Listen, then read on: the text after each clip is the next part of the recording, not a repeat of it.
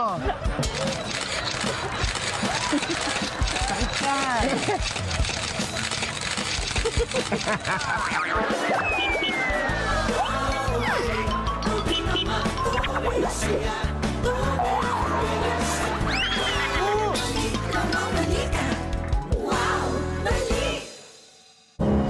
Una sa lahat, mag-anak sa Surigao del Sur sumakay ng truck para mag-outing. Nagtititili pa sila na parang nasa roller coaster habang nakatayo sa likod ng truck. Pero masayang hiyawan, naging takot dahil biglang umatras ang truck. Bumulusok ito hanggang sa tumagilid. Tumilapon pa ang mga sakay. Ang sinapit ng grupo at dahilan ng disgrasya, abangan dito lang sa Frontline Pilipinas Weekend. Magandang hapon, Pilipinas. Kasama ang buong puwersa ng News 5. Ito, Frontline Pilipinas Weekend.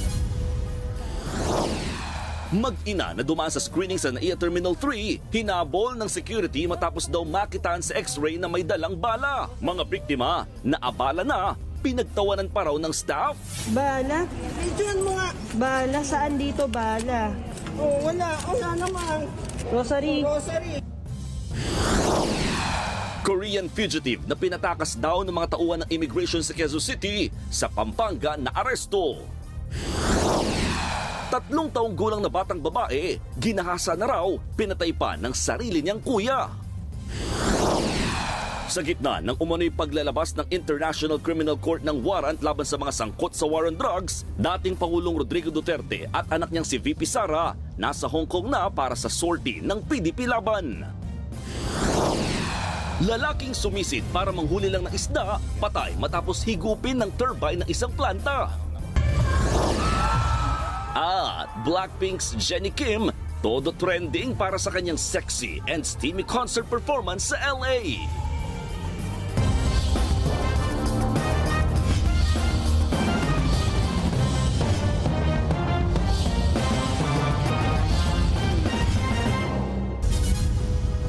Muntikan ng maudlot ang bakasyon ng isang mag-ina sa Vietnam.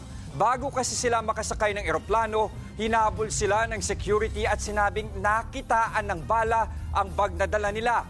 Naabala na nga, tinawanan pa raw ng security ang galit ng mga biktima. Live mula sa NAIA, nasa frontline ng balitang yan, si Rainiel Pawid, exclusive. Rainiel, kumusta ang mag-ina at natuloy pa ba ang kanilang biyahe?